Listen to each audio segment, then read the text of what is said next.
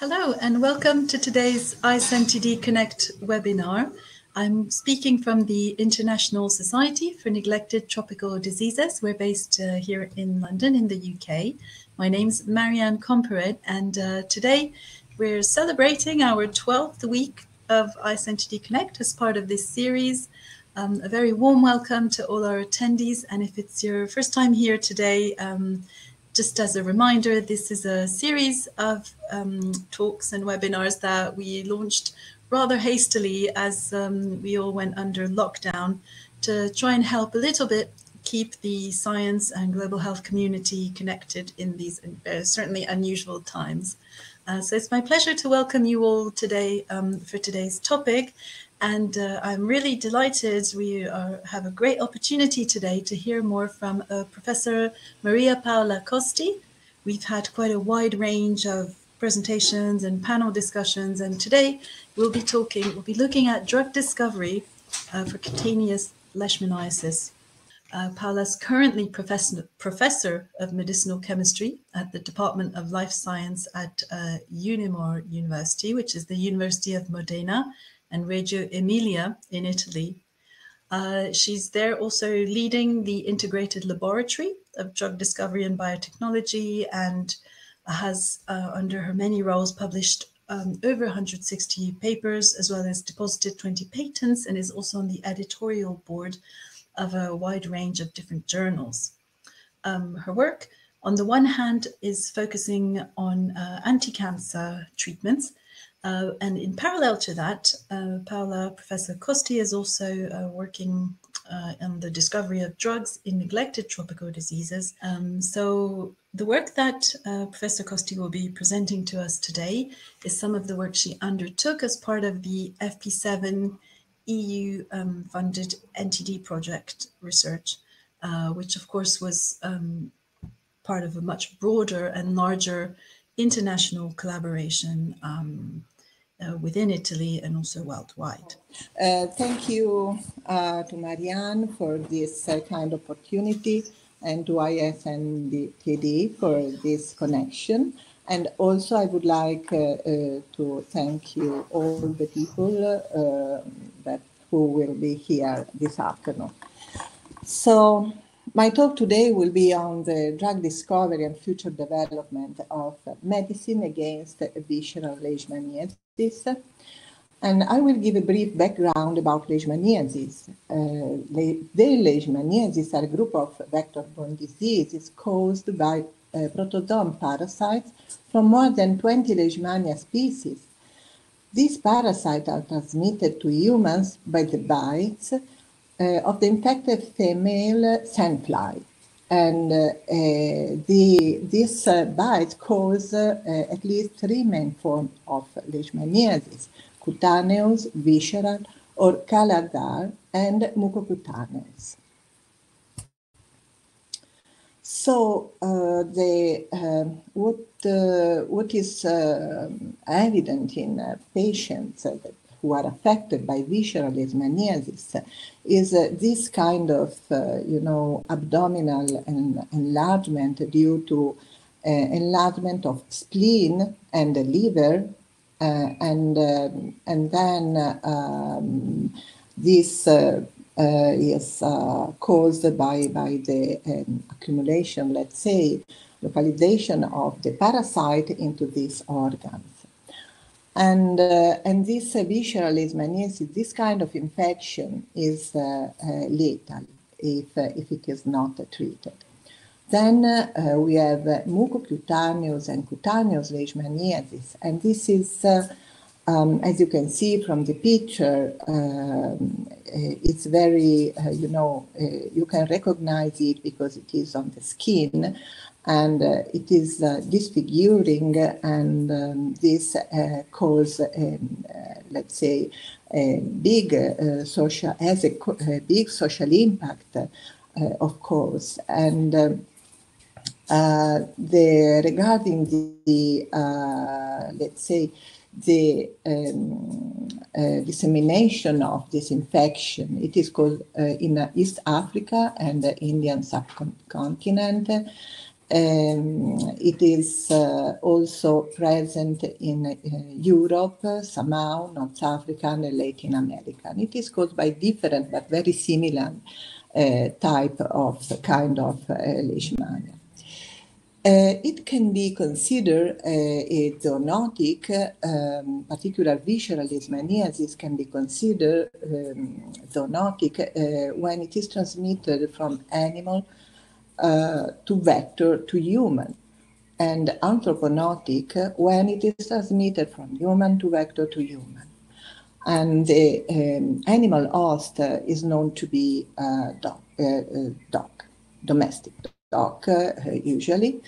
And some words about Leishmania life cycle. This is a typical parasitic disease, and it has it is present with different, let's say, stages. And let's starting from the human parasitic disease, where the parasite in the form of promastigote is, passed through the skin after the sandfly bite, and it is, let's say, internalized in the intracellularly in the macrophages, for example, where it can multiply. And then when the number is to, let's say, to stay inside the macrophage or the cell in the organ where then it is located, it, of course, the parasite is go out and infect other organs, for example, liver, spleen, mainly, and bone marrow.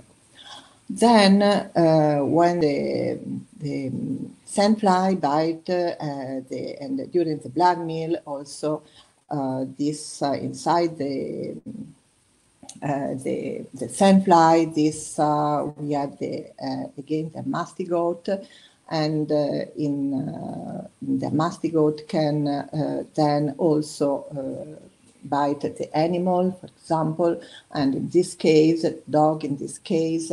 And another cycle is, present in this animal. The dog is also affected, can be asymptomatic or not, but at some point it can develop the sickness, let's say, and it's also lethal for dogs. So from the point of view of drug discovery, we need to consider that it is possible to, let's say, test a drug against promastigote or a mastigote, but the two forms of the parasite are different, and basically is not usual to have a direct correlation between in the activity against of a drug, of a candidate drug against promastigote and a mastigote. And apart from the fact that a mastigote is inside the macrophage usually, so there is another barrier for the drug to pass before reaching the parasitic target. So here, just to show that the parasite is distributed into the human body, in the liver, in the spleen mostly, in the lymph nodes, and in the bone marrow. And let's say that we have these deep tissues where the parasite is, located, and sometimes it's very difficult to reduce the parasite load, and drugs find difficulties to reach all these sites in order to kill the parasite. The transmission cycle is, let's say, interesting, and we start from the, let's say, sylvatic zone area, and then the parasite can, let's say, bite animals in the domestic animal close to the humans, and so the cycle goes on, and this is very, is telling us that to cure human at some point, we need to break this cycle and at least consider the problem from the One Health point of view. Then, what about the numbers? How many countries, how many people are affected?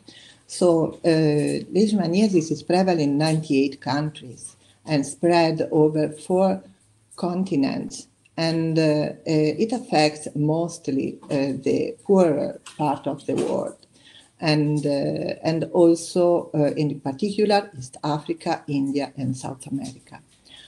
As already said, it affects skin, mucosa, internal organs, and so on. And let's say that 12 million people are infected nowadays with worldwide, and an estimated 350 million people are at risk for infection. 2 million cases every year, and between 50 and 75,000 deaths every year. So this number may change a little depending on the source of information, and it's clear that it's not so easy to, let's say, have the right and the real numbers about that. These are the world map indicating the distribution of and the severity of the cutaneous leishmaniasis. In the A part and B part, we have visceral leishmaniasis. They are very much superimposed as a distribution. And we have autochthonous infections also in the European region, for example, also close to our region. They have identified a specific autochthonous, let's say, Leishmania species strain. And immunocompromised population are at major risk. Let's say HIV-infected people, transplanted, so immunodepressed people, elderly, and children. So comorbidity is also very frequent.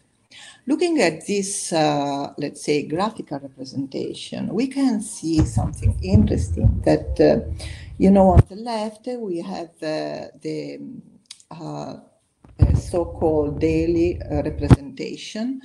That is, the impact that the sickness, in this case, the infection, has on normal life of people in a determined, in some time. And this is referred to 1 year time. And let's say, in terms of impact on normal life, of normal healthy life, neglected tropical disease are very high, as you can see, with respect to all other pathologies. And this is very important to note. And also on the left, you can see that the neglected tropical disease are, let's say, listed clearly, and leishmaniasis, together with schistosomiasis and a few others, are really at the top of the list. So this means that a serious consideration should be given to this pathology, as many others, but these are the numbers we need to consider. The additional aspect is that dogs are the most important reservoir of the infection, as I showed at the beginning. And let's consider, for example, that in Europe we have approximately 90 million dogs, and around 20% are infected. Not maybe they don't have manifestation of the infection, but they are asymptomatic, or but this is something that is possible, and we can consider. And in particular, in this map, we have the dark color is mostly for the region that are more affected, Mediterranean region. And this means that we have, let's say, a continuous presence of the parasite living with us.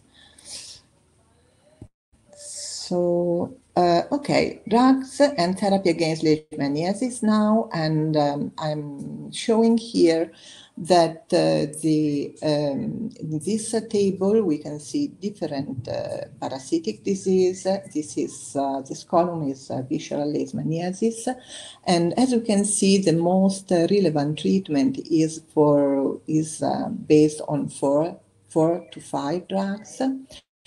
And here the available drugs today against leishmaniasis, at least the most used one, and we have antimonials, and you see here, and paromomycin and amphotericin B, typical antifungal, and now it's used in Ambisome, if you know this, and somehow pentamidine, but mostly we know that miltefosine, antimonials, and amphotericin are the largely used ones. However, these drugs have some drawbacks, and here we see that they have drawbacks related to drug efficacy. That means they are not active in the same way on all patients. That is, let's say, not so, it's somehow something we can expect, but here is from every drug, but here is particularly important, this issue. Then we have therapeutic failure. And let's say that this means that this is related to the status of the patient. For example, if there are co-infection comorbidities, so this may be relevant. Then, because, for example, drug-drug interactions have not been considered at the due time, and so this can impact the therapeutic outcome. And then drug resistance in infectious disease, we have always this nightmare, and sometimes it's going to be a very huge problem. For example, among the listed drugs, antimonials are the most affected ones. And so in that cases, we need to have another possibility to cure people. And here is a table in which the most relevant requirement for a drug to be, a good anti-Leishmania drug are reported. And we have here what we call the kind of, target profile, target infection profile in this case, and we have on the left the specification, then the optimal target profile property. I would like you to notice that here we have, for example, the clinical efficacy requirement is higher than 95%, but this is, let's say, kind of obvious, but mostly, let's see, no tolerability and safety, no adverse events during that require monitoring. This because of the, because of the kind of population that are is the destination of the drug. It's not always easy to follow maybe people in some area of the world and monitor this kind of adverse effect. Then they should be effective in immunocompromised patients. In principle, should be used also in pregnancy. And so, as I talked already about, drug-drug interaction should be very, let's say, clearly defined because of comorbidity, and also there should be the possibility of combination therapy, drug formulation, and so on. There are all this, and also the cost. The cost should be pretty low, and this is a major problem in terms of possibility, to identify a very good drug. In our project, coming to our work, the work that we have done as a new medicine for trypanosomatidis infection project, it was an FP7 project that was approved through the end of the FP7 program, European program. We had as an objective the let's say the objective to identify anti-trypanosomatidic drug and considered Leishmaniasis and also trypanosomiasis, HAT, so human African trypanosomiasis, and Chagas disease. And talking about Leishmaniasis, we have, in general, we have tested around 11,000 extracts from Sudan area. And IFA UK is the, the company who was, doing this, or at least was working on this preferentially. And then we synthesized approximately, or we got from collaborator libraries for reaching the 66,000 synthetic compounds that were characterized by high molecular diversity. But the most relevant compounds that we had identified against Leishmaniasis were flavonoid-like compounds and miltefosine derivatives. So flavonoid-like compounds were identified from natural sources typically, but you can see here that the compounds that had the chromanon ring, this ring typical of that is typically present in natural compounds, but we modified part of the structure and substituted this part, for example, with benzothiophene, that is not really coming from natural sources. But this flavonoid-like compound showed very interesting properties. In fact, we had a compound, this compound showed a broad spectrum activity potential because it was active on Leishmania species, different ones, again, in a bit better than miltefosine, that was chosen as comparison. And then Trypanosoma brucei, for example, had a very good activity, and also in different Icrusae strains. So this compound also, together with other, were screened in early tox profile testing in order to identify which could be potential, let's say, pains, so unfavorable activity. For example, we tested against cytochrome P50, different kinds, human erg channel for cardiotoxicity, and others. So, and we can notice here that mostly the green area is for, let's say, compounds that are positive, so they are non-toxic.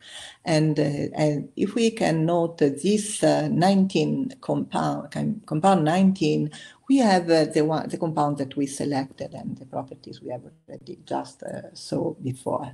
This is a very, let's say, it's a good compound with very nice profile because it is non-toxic, and it was non-toxic at the cellular level, non-toxic in hamsters. We compare to other, to other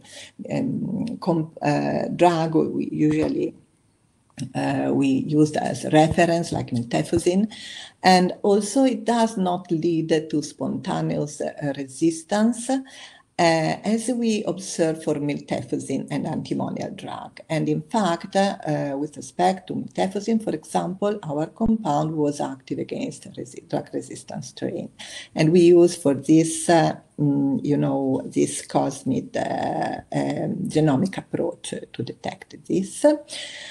And this work was done by Joachim Kloss from the BNI Institute in Bernard Notch Institute in Hamburg. And so that compound is interesting for us, and we will go on developing and trying to, find more potent compounds. Then coming to the miltefosine derivatives, we started working on miltefosine derivatives because in our consortium, we had a synthetic medicinal chemist, Theodora Kaliatoropoulos, who from NHRF, who is an expert in alkyl phospholipids. And so we had some background, she had some background, and we developed it within the consortium.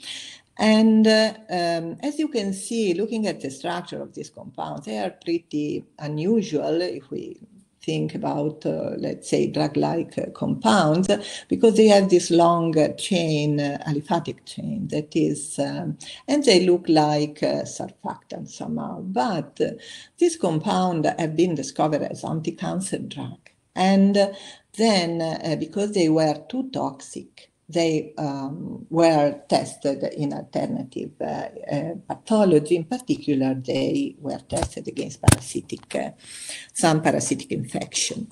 The presence of this long chain is somehow, let's say, affecting the permeability of the or the membrane, the cell membrane phospholipid bilayer, and as we can see here. But this is not the target of, for example, of miltefosine that is here, that is the main drug that was then used as and was developed as an anti-Leishmania drug.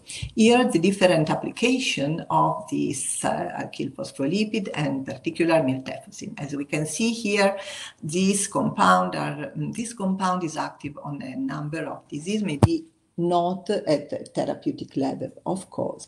It shows a polypharmacology somehow, or someone says pleiotropy, but basically it is not so specific. And here some description of the mechanism of action. So as you can see, this miltefosine entered the membrane, cell membrane, and that include let's say the parasite, and it is internalized through a transport. Then some different pathways are activated, like apoptotic pathway and so on. So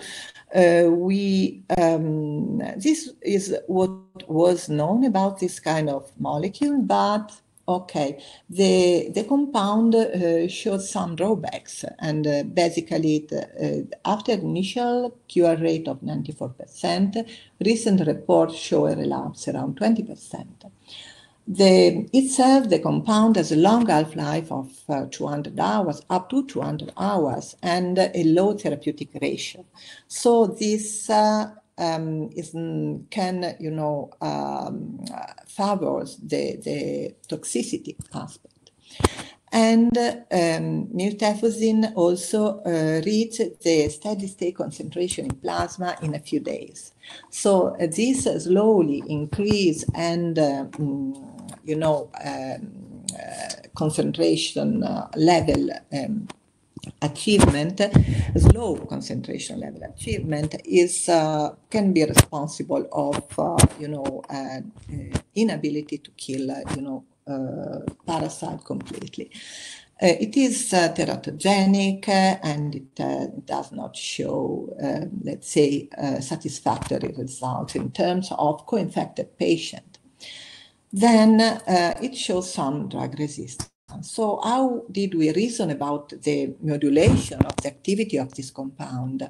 So we started with the idea to identify new drugs in which we had to separate the toxicity from the activity. So normally in anti-cancer compound, it's easy that we have in parallel with the increase of the activity, also the increase of the toxicity. This is something that may happen frequently.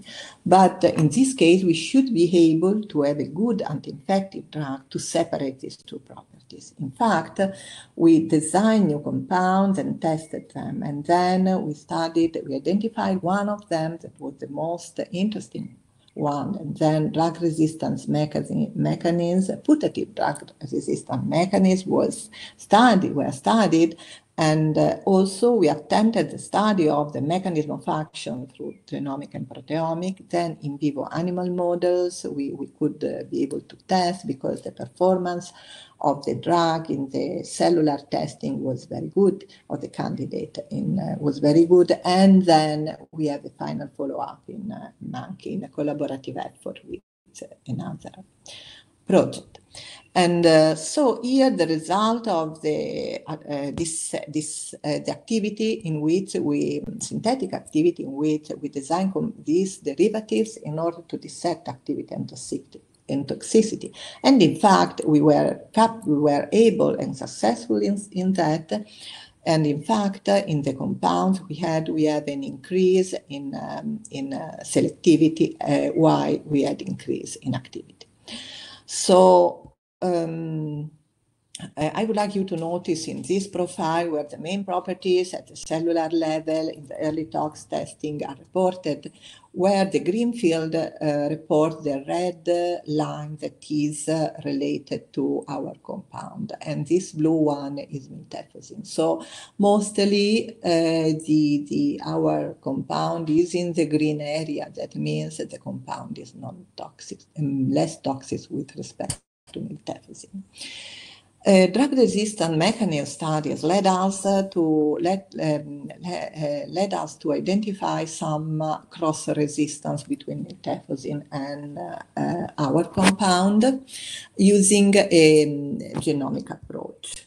And so this means that we have some, let's say, identified some of the potential drug-resistant profile that could be somehow close to Miltefosine 1, but this drug resistance is slowly to develop.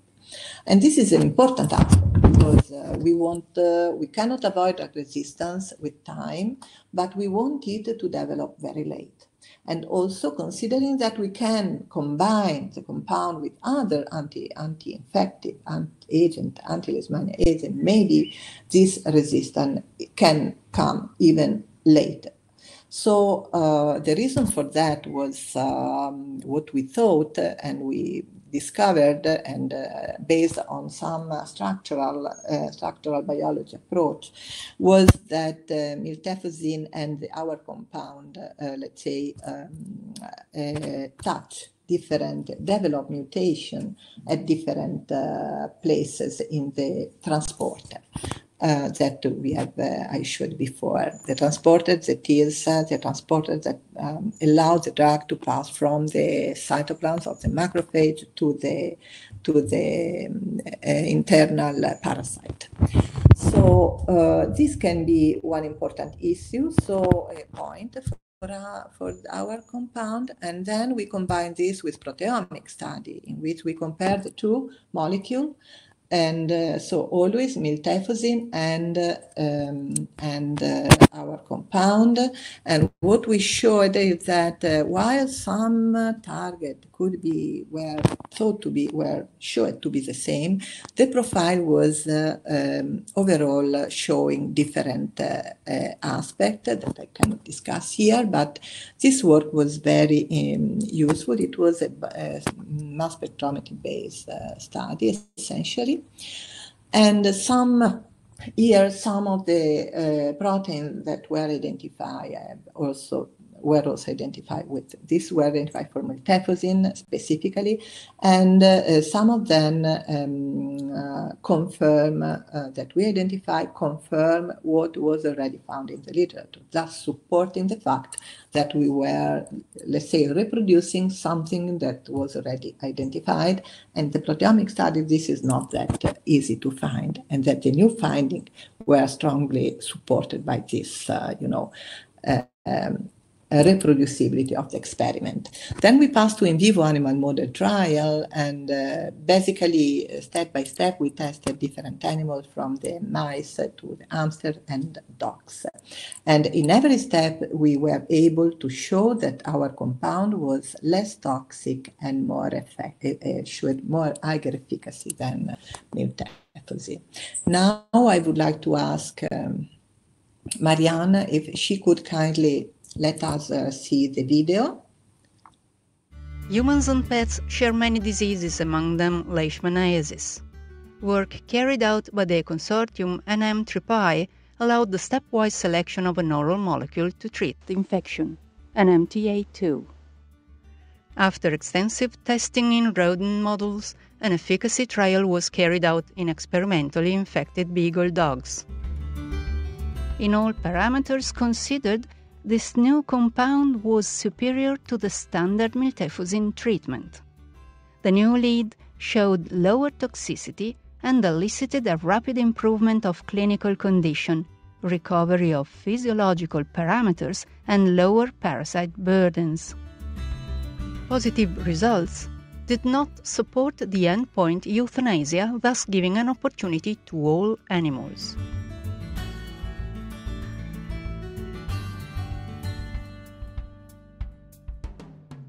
Nowadays, they are living in good clinical condition in households across the country. Adoption and a long life for them is also an experimental success. We thank all dogs of the project. Hopefully, an MTA2 will be a useful drug for the treatment of dog leishmaniasis and the reduction of human cases.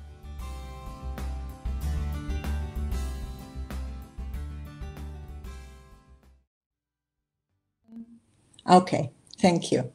So, as you could see, let's say the experimental trial in dogs was performed at UCM in Madrid by José Alunda, and his group followed up the dogs after the end of the trial for 2 years, and this was the result. So this showed let's say, how successful was the trial, and also how effective was our compound.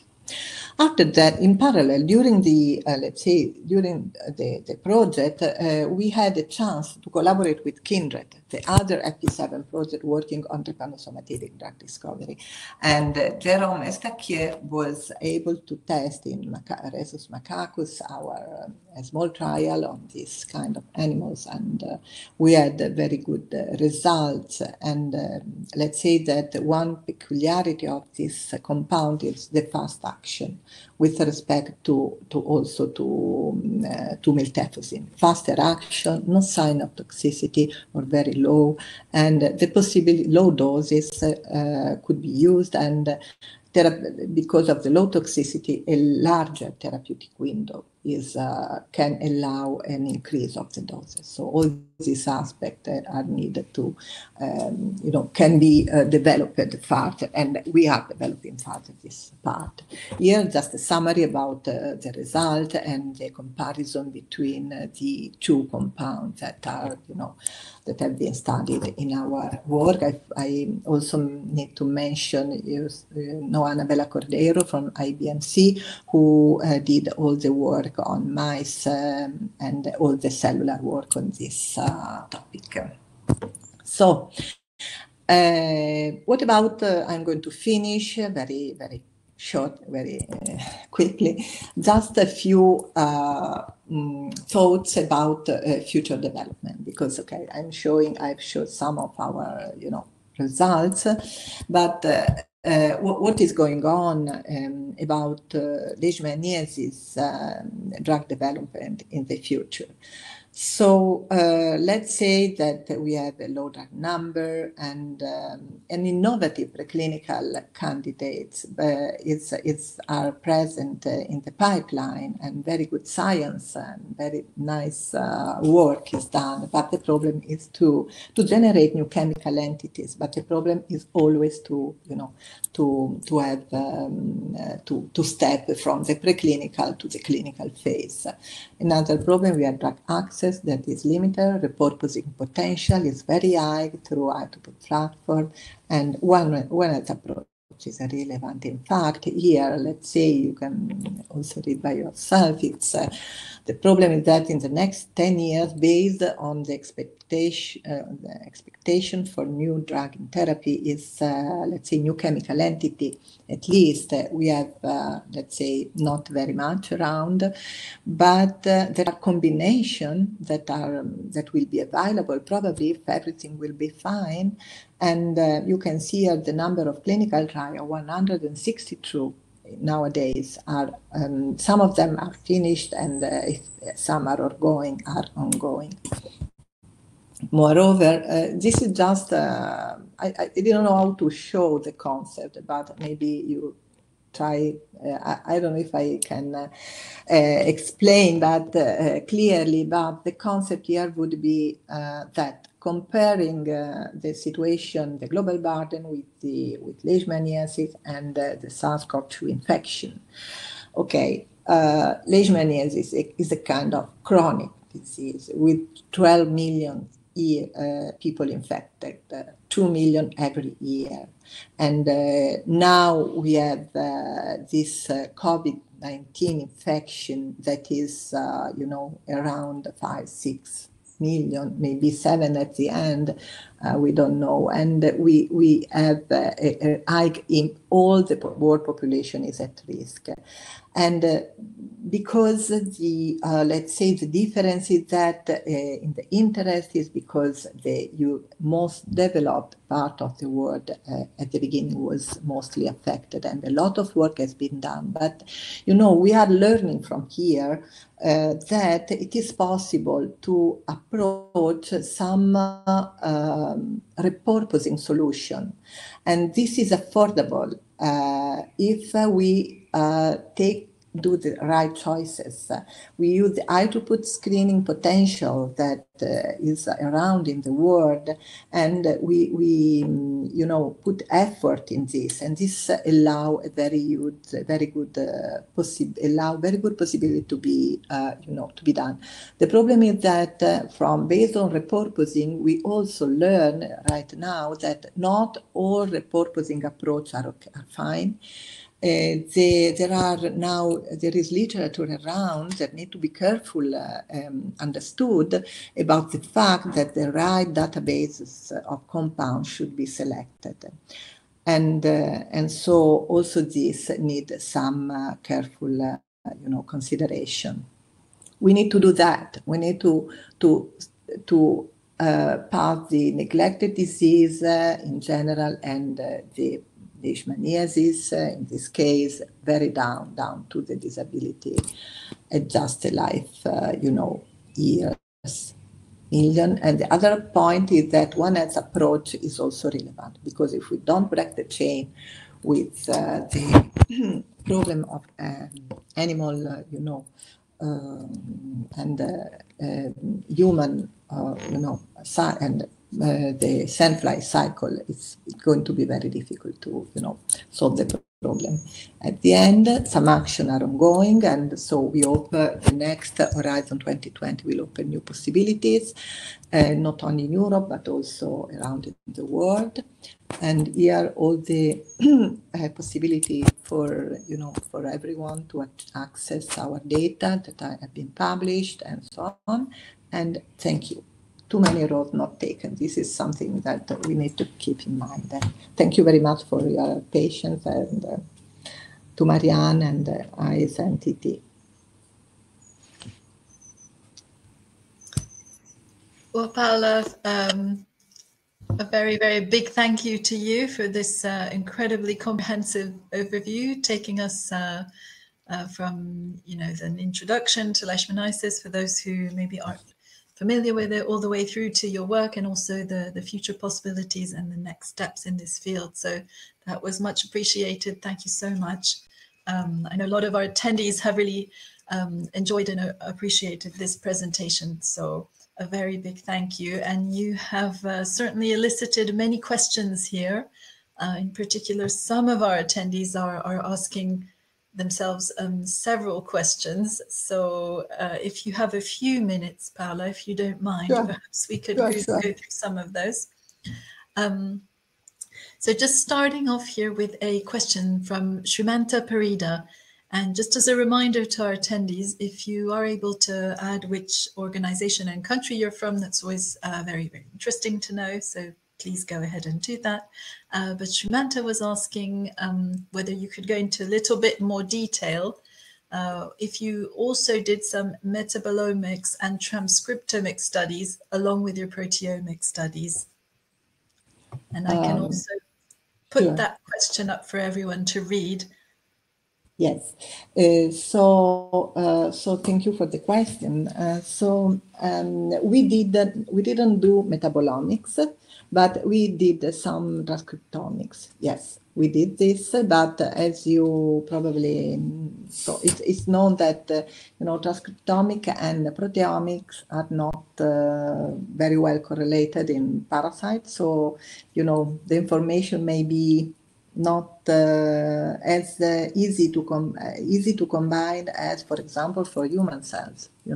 So they can give different information. It's not so easy to combine both the information about mRNA and about protein that mRNA codified for. So, but we have done. But I have not. We are in the phase in which we are elaborating all this data, and so I have no result to tell you. Sorry. Oh, well, watch this space, to be continued, definitely. So we can keep in touch on that topic. On a different note here, a couple comments and questions from our attendees about the flavonoids that you mentioned. So Edubia Alpizar was asking, and I'm also including in another question by Dr. Ivana Haluskova-Balter. So Edubia particularly was asking, and I'll put that question up for you, can we please get an insight related to the method that the speaker used to induce resistance with flavonoids? Was this in vitro, stepwise increase of drug, promastigotes or amastigotes? What was the EC50? Oh, sorry, Paola. I'll just finish reading the question. Not all the attendees are on the chat. What was the EC50 for this flavonoid molecule against both Miltefosine sensitive and Miltefosine resistant parasites? Yes. So regarding flavonoids, so the question was, we used for the resistance studies promastigotes, always. So we use promastigotes, and this is of course, is a gap because amastigotes usually would be the best ones, the best choice, but it's difficult to manage, and in our cases, we use Joachim Kloss did the job of this work, and they use promastigotes. And the IC50 for Miltefosine, is it okay? What about flavonoids? Is okay the answer, or did you ask something more? Promastigote is clear. And then Miltefosine, the IC50 was was increasing in resistant strains, while when we use flavonoid, I have in the presentation, this is present, the IC50 did not change it. We had a kind of 3 times, if I remember well, the increase in IC50 for Miltefosine, approximately, while in flavonoids, the flavonoid we tested, the best one, the number 19, is showed, let's say, no change against resistant strain, against antimonials, and against Miltefosine, resistant against Miltefosine. So our compound was active against both, and it didn't change the EC50. Yes. Brilliant. Thank you for that.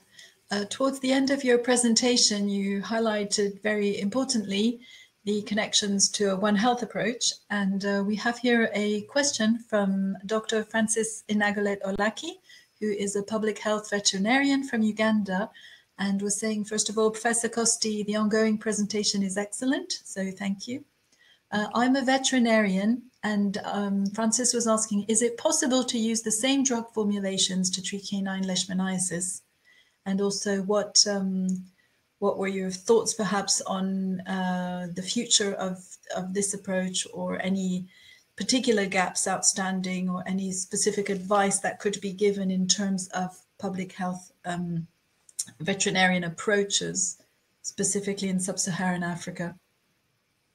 Okay, sorry. Can you probably I don't get the first part of the question. What was the first Sorry, part? Paola. I'll The just One put Health it up on approach. screen.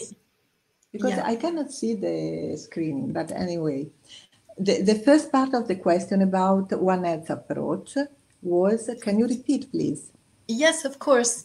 I was just reiterating that you mentioned quite appropriately the need for One Health approaches. Yes.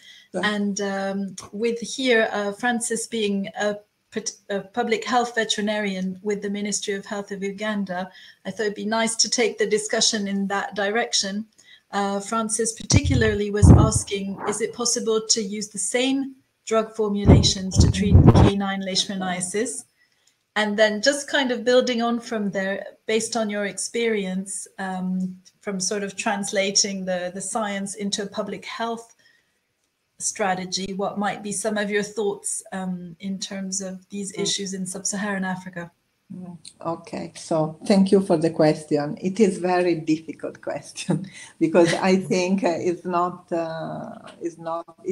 poses a big problem that is related to the use of the same drug against dogs and humans, and how to say maintain the separated the effect and for both of them.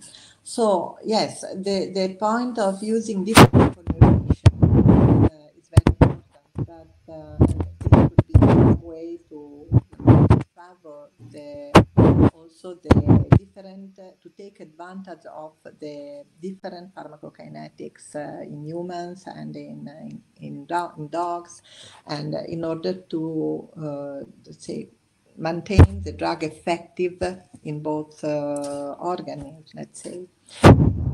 So I am not aware of specific studies about this kind of problem, and I think that from what is going, for example, in Italy, we have a lot of many problems with canine leishmaniasis, and so.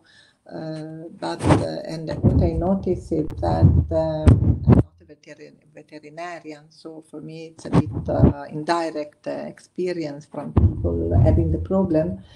They have a very similar way of very similar formulation at the moment. I think that different formulation could be helpful. And but a solution at the moment, I really don't know. For sure, there should be a monitoring, a surveillance about this, because of course, as I said,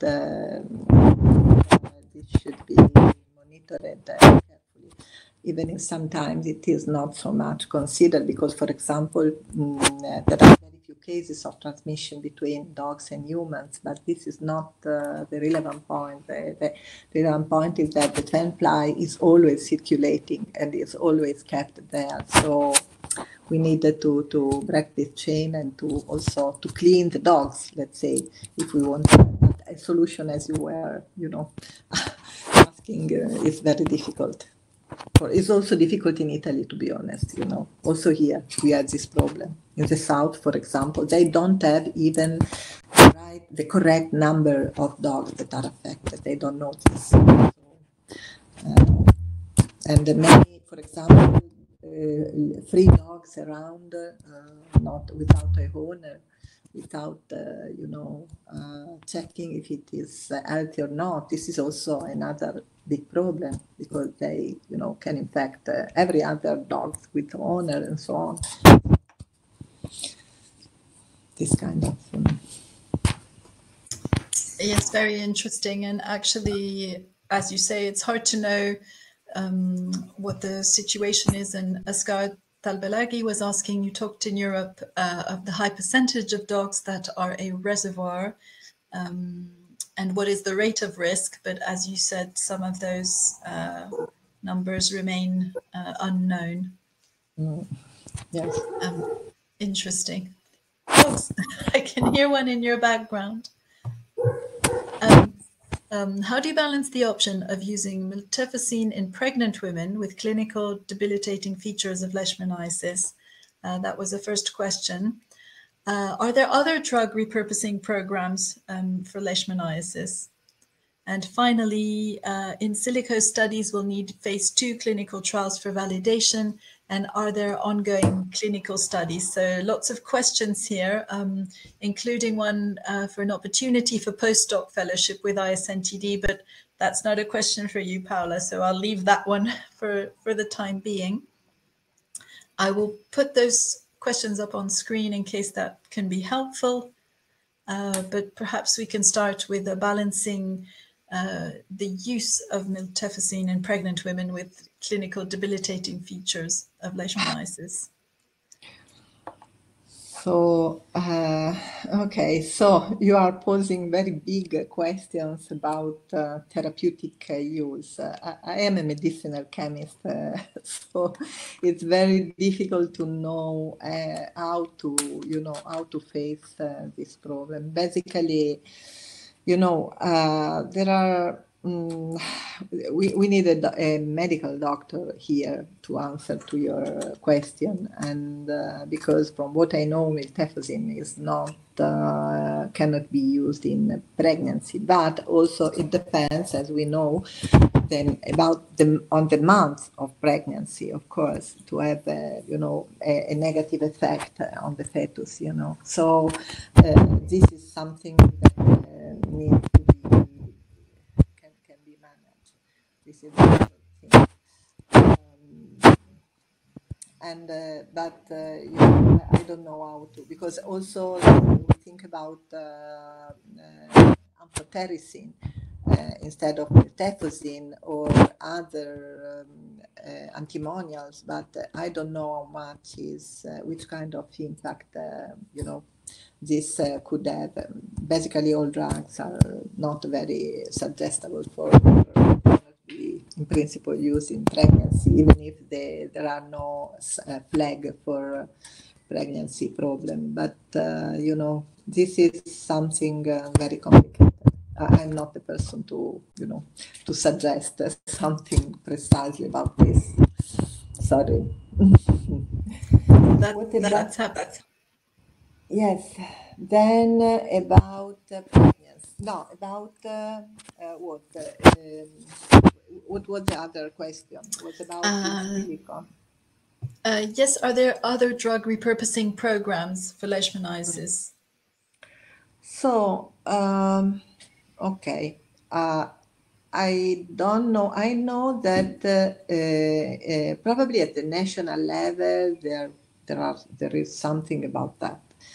At the European level, at the moment, it's very complicated. We don't have so much of this, probably not at all, unless it is present in the Marie Curie Slodowska program, ITM program, maybe there, but from what I remember, the topic in this program are mostly, let's say, not exactly on drug discovery. So no chance there. And unless other internal program are activated, I'm not aware of a repurposing approach, There was a big repurposing approach based on Glaxo studies of their 4 million, 5 million internal compounds, and they published a paper on scientific reports a few years ago.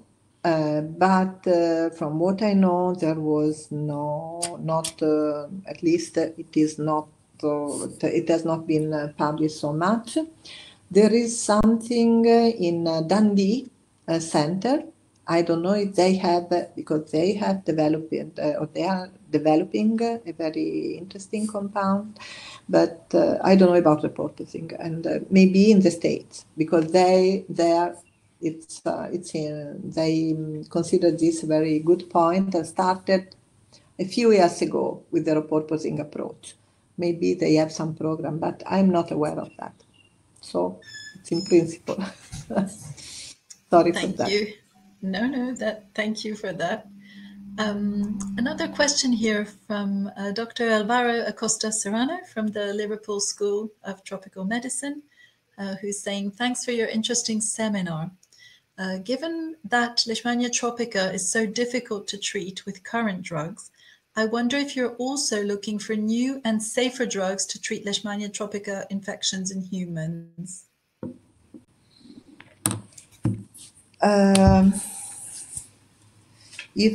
So the question is if we are not working on this at the moment. Not on Leishmania tropica. Sorry. Right. You can't do everything.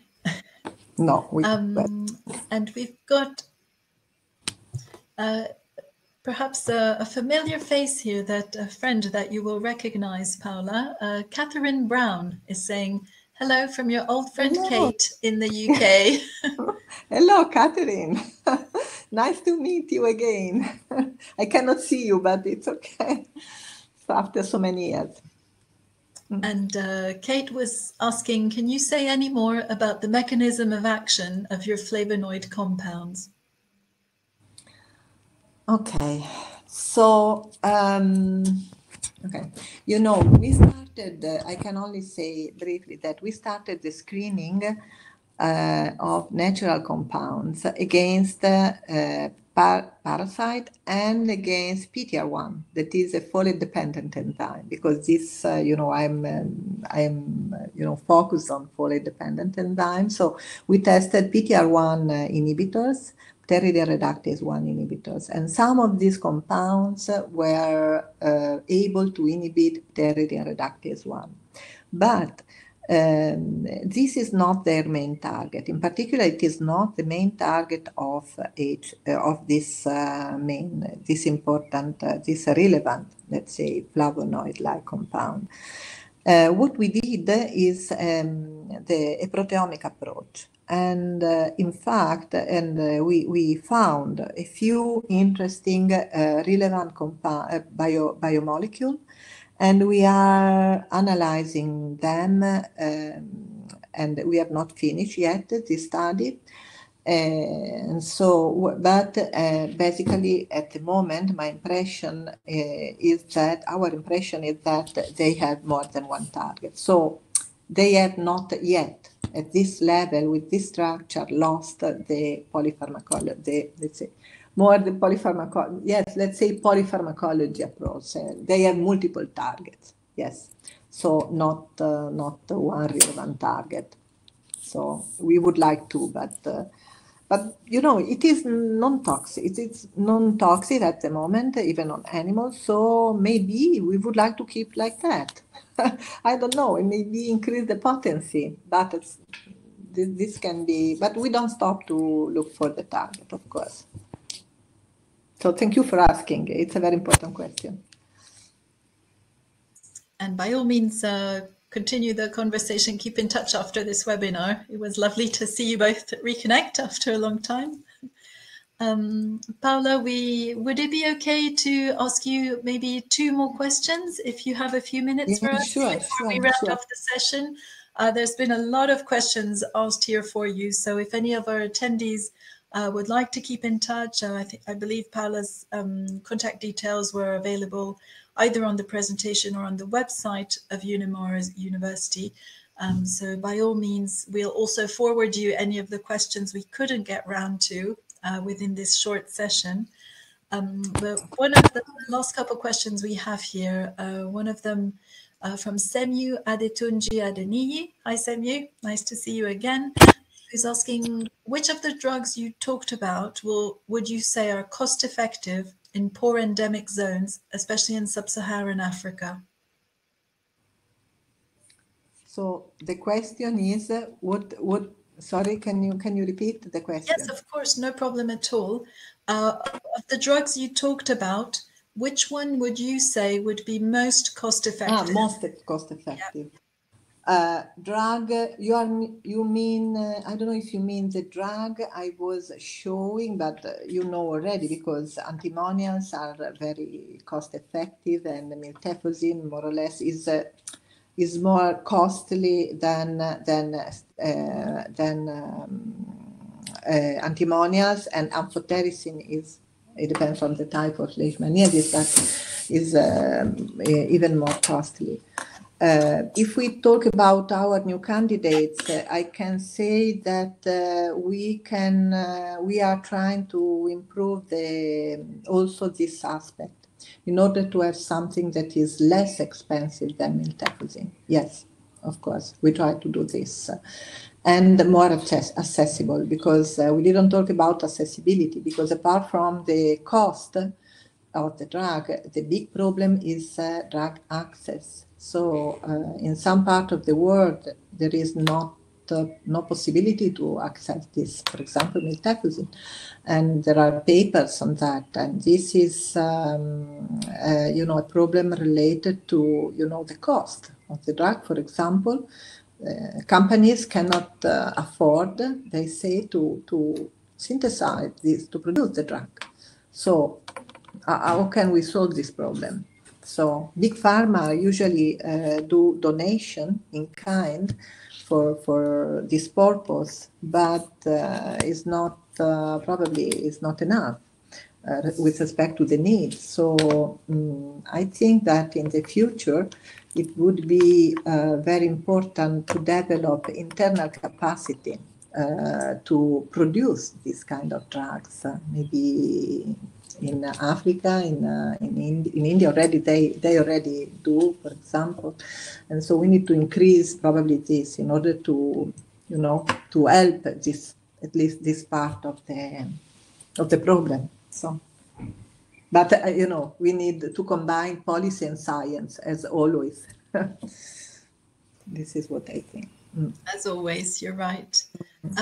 And now for our final question of the session, I think we could end on a super question that brings brings together quite a few points that a number of our attendees were raising. So first of all, we have here from Dr. Ivana Haluskova-Balter, who's asked many questions, Paola. So perhaps both of you could have an exchange following this webinar.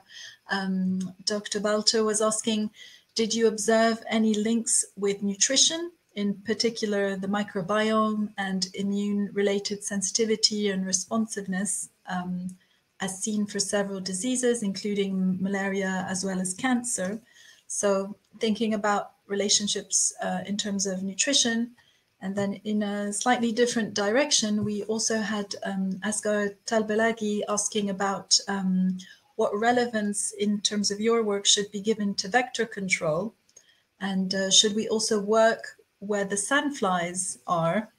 And Dr. Balter was also asking, although of course this is not directly your field, but is there a vaccine in development? And so really putting all those questions together, and to sort of round off our session, I was wondering, Paola, what might be your thoughts for the future of drug discovery in visceral leishmaniasis? How can we better collaborate with all these different sectors, whether it be a possible vaccination program, but also all the work in terms of vector control and vector surveillance, or even as far as other sectors such as nutrition?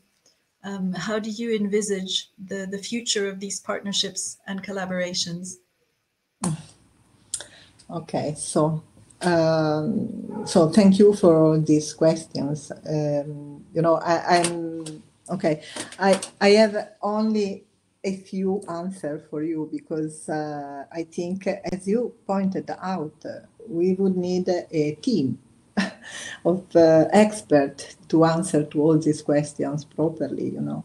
So regarding the eating and the connection with the microbiome, in general, I can only say regarding the compound that we tested in animals is we can only say that they didn't lose weight. For miltefosine, for example, they usually tend to lose weight because there is an important gastrointestinal toxicity, and it is a cumulative toxicity. So we don't observe this with, as far as the preclinical study is concerned, in our studies. So this is very important. Regarding the connection with cancer, so the question is relevant because the origin, we shouldn't forget for the why this compound have been designed and for which target. The origin of the original design was for cancer. So we need to be able to separate the properties of a drug that was designed for cancer with respect to the new target, that is infection. And we need to disconnect, let's say, maybe not the mechanism itself, because of course we want to stop the proliferation, the multiplication of the parasite, exactly as we wanted to stop the cancer cell multiplication. But it's the pharmacokinetic that is very relevant, and the way we do that, and the doses with which we do that. And so this is it's very difficult. As I said at the beginning, we should separate the activity with respect to the selectivity in a very smart way. And we can only do this using a very fine modulation of the chemical structure. For this is very relevant to have medicinal chemists with us. And we should keep on keeping them with us because they are really able to help in solving this problem in the repurposing approach. I noticed that we tend to forget this, but this is not the way, my view. And so this is valid for every kind of repurposing, you know. So even if in the future we find that this new candidate from the repurposing, we need to because when we design a drug, we have the so-called target product profile. You can find on the FDA website, on the EMA website, because this tells you where you have to go. And if you go to anti-cancer, you cannot go to anti-infective. This is something natural, normal, you know. So this is one point. Regarding the interference with the microbiome, this is we know that if these compounds are very active against many microorganisms, broad spectrum, they can affect the microbiome. But we don't have at this stage any evidence because we didn't study specifically this aspect. You know, it's too early. Usually these kind of studies are doing maybe during the drug development, the clinical studies, or maybe after. So now it's too early for us, at least. So sandflies and vaccine. So yes, the usually from what I know, it's we need to get rid of the vectors. Of course, if we do that, it's the so-called, it's an hygiene problem, no? So we need to clean the environment from the vector. Yes. So this is a question: how to do that? We need to ask someone who is expert about this, and I don't know why this is not. But what is clear that where there is no large number of this kind of sandfly and the environment is controlled, we have no infection. So, or at least not. So it's clear this is, I think it's very, but I don't know, it depends on the play, again, where this infection happens. So the direction, even from the side of the, let's say, health-related people responsible, they know this. So this should be a plan. Vaccine. There are vaccines in development. And I think that, if I remember well, in the B8C15, some of the, at least, I think there is at least one vaccine against Leishmaniasis in development, it seems, if I remember well, but there are a few in development. How much successful this can be, we don't know. I know it is difficult, particularly difficult. And also, for example, we have for dogs. We have for dogs, they are on the market. Maybe they are not at the level that they should be, but okay, they are helpful. But not for human use, from what I know. They are not ready yet. So, and future drug discovery and vector control. Okay, of course, we need to combine, activities. Otherwise, we cannot solve the problem. And maybe if we get rid of the vector, like in malaria, in my region, in Emilia-Romagna, Pianura Padana, we had a very huge malaria infection, situation. In the early 90s, it was cleaned by malaria Anopheles, so it was Plasmodium. It was cleaned, the region was sanified, and now we don't have, anymore. So this is a very practical example that everybody, I think, knows this. It's so sometimes it could be easier than expected, but of course it is related to the environment. It depends how difficult it is to clean specific environment from the vector. This is another story. I don't know is. if it is okay. My answer are more based on indirect experience than on my knowledge, because of course I'm not an health expert. So absolutely, and it's lovely to see scientists as yourself being so open in terms of your networks, your international collaborations and so forth, and that is most definitely the way forward when it comes to tackling these very specific neglected tropical diseases, with intense collaborations between the therapeutic side, the prevention and the curative side. Paola, thank you so much for taking us through this very complex landscape in such a short amount of time.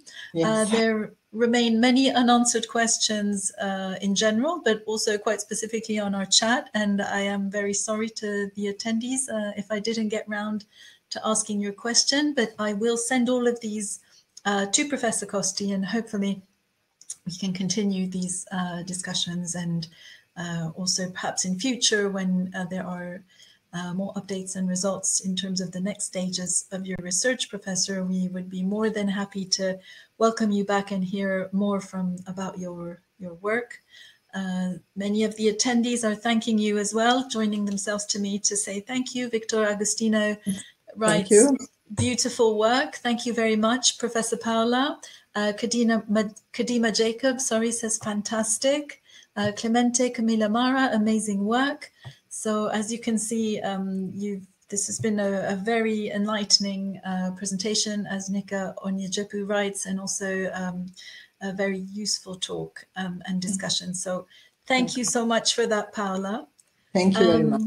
So from us today, we'd like to say goodbye to you and goodbye to all our attendees. Another very, very massive thank you from all of us, and we hope to keep in touch and to hear from you very soon again. Okay, so thank you very much, Marianne, and thank you to everyone listening to my talk and posing questions. I am available for every question if you want. You have my email, so it will be a pleasure for me. Thank you. Brilliant, and quite a few are saying grazie mille, Paola. So making an effort here with the Italian. You're welcome. Okay. All right. Well, take care, everybody. Keep safe. And Paola and everyone, see you very soon again. Thank you. Thank you for your time. Bye-bye. Bye-bye.